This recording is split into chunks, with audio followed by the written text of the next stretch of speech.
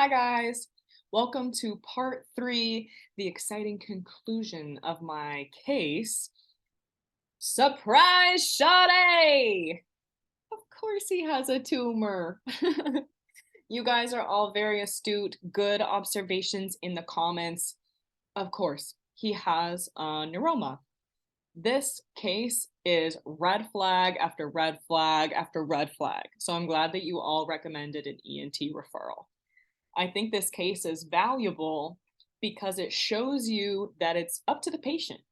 You can't always go by the textbook and say, well, if you have this, then immediately do this, and we're going to fit you with a RIC. And it's up to the patient and obstacles they may face, preferences, and just their ability to follow up. So I'd like to start with all the ENT stuff. What you didn't know when I originally presented this case is that we did refer him to the ENT in 2020. That first test where you saw the right ear break away and word rec dropped to 48%, we put in a consult. However, let me read it to you. It said, marked decrease in the right ear since last eval in 2015, left stable, please eval. Sure, that's pretty benign. I think everyone gets the idea, but it could have been a little bit more clear or urgent. Regardless, it's up to the patient. So September 4th, they tried to contact him. First called the veteran, unsuccessful, no answer. Next, they sent a letter by certified mail, no answer. 2 weeks later in September, it says patient failed mandated scheduling effort. If patient wishes to be seen, provider must submit a new consult. And by December, they discontinued the consult. If it's been more than 90 days, they throw it away. And if you want one done, you have to put in a new consult. So when my roommate and co-extern Emily saw that patient in 2022, she said, you have to see the ENT. You know, it says, you can tell that she was stressing it in the appointment. I love this verbal dance we do in our notes when you're trying to communicate something, but you can't exactly say exactly what you said, you know? So it says, due to the worsening asymmetry of the right ear, an ENT consult was strongly recommended to the patient. Confirmed his home and cell number and explained the ENT will call to set up an appointment. She did not want him to miss this consult again. She did not want him to fly under the radar. So I want to show you what the ENT found. They did do an MRI in September of this year. So I have it here on my screen. One second. This one. This is his MRI. I don't know how to read this, so I had to go upstairs and meet the ENT for the first time, the guys I've been sending all my consults to all year. And this is what he found. He and I looked at this imagery together because he had put in his note, there is an enhancing mass within the right internal auditory canal, which measures 0.4 by 0.4 by 0.9 centimeters. This is best seen on axial post-contrast image number 715 and coronal post-contrast image 1016. No evidence of masses within the left auditory canal. I didn't know how to read the numbers on the MRIs, so I went up there and he found good photos for me that clearly illustrate the tumor. It says, you know, the vestibules are normal in appearance, but it's that neuroma in the internal auditory canal that was abnormal. So they did this MRI, found that 0.4, 0.4, 0.9 centimeter mass, and it says plan on repeat MRI in 6 months. He agrees. So let me show you like this. I hope it shows. Oh, good. Screen sharing is scary. I circled it for you because I didn't know what the heck I was looking at. So this is what your auditory canal should look like. And he told me that what we're looking at is not the white part, it's actually the black part. So this that you can see right here along, I hope you can see my mouse, I don't know, but along this yellow line, this black portion is free and clear. On the right side, oh, it says paused. Wait, hold on. Oh my gosh, how do you unpause it? Resume share. How many times do I have to click it? It's not working. Ugh. Stop share. I'm not starting over. I refuse to start over. Here we go. Let me start again. So what we're looking for is the black part, not the white part. Here on the right side of your screen, but the left side of the patient's brain, you can see this black section along the yellow line. That's what it's supposed to look like. On the left side of your screen and the right side of the patient's head, you can see that the black section kind of looks like a tadpole over to the left. That black half circle that's coming up and is bigger than on the left side, that's the tumor itself. So it was interesting when I was talking to the ENT. I was like, okay, so what are we gonna do? And he didn't look smug per se, but just very matter of fact. He said, we're not gonna do anything. Okay, I mean, he's totally right. It's a small tumor. He's 76. They're just going to watch it.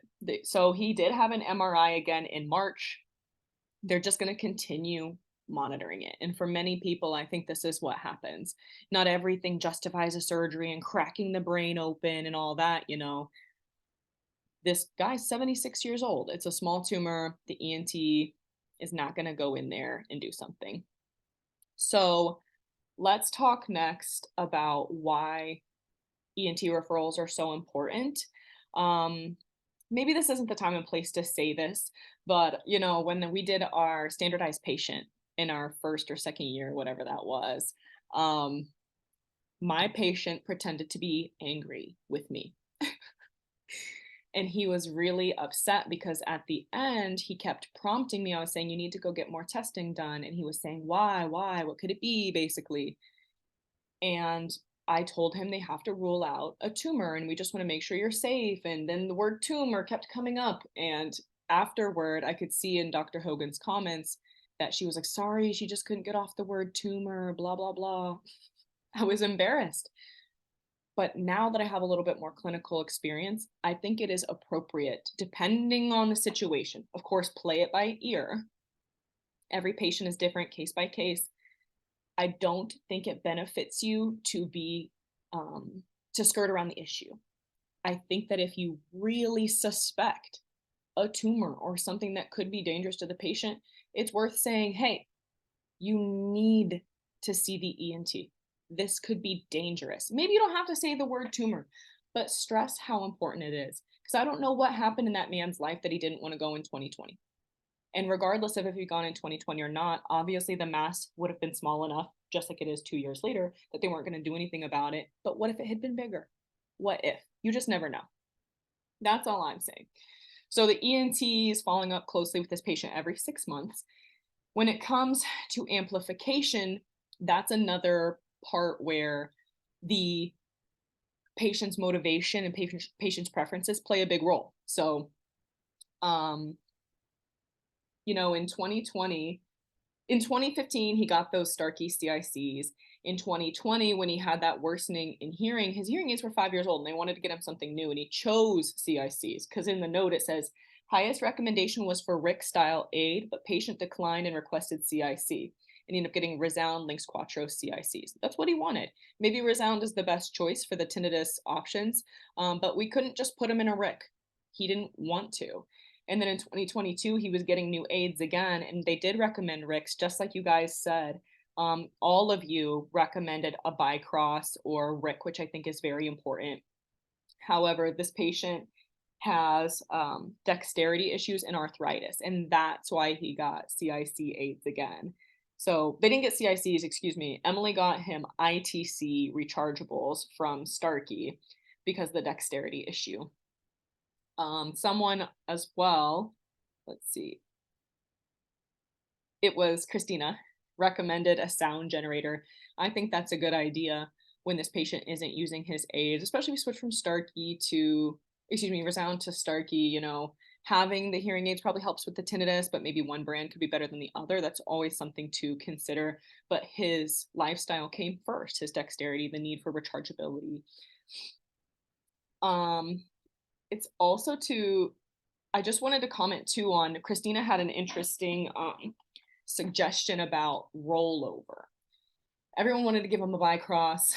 Courtney recommended a CI, which I think is completely appropriate. He's 76. He might be right at that perfect age for a CI and might not realize that sticking the processor to his head is probably easier than recharging his hearing aid and this, that, the other. But maybe he's not ready to have the CI conversation. Christina mentioned rollover. His severe drop in word rec, maybe that was rollover. So perhaps for this type of patient, we should consider not aiding that ear. What if it's not helping at all? Maybe we should be doing it just to give him environmental awareness and put less amplification in it if the rollover is affecting his speech understanding.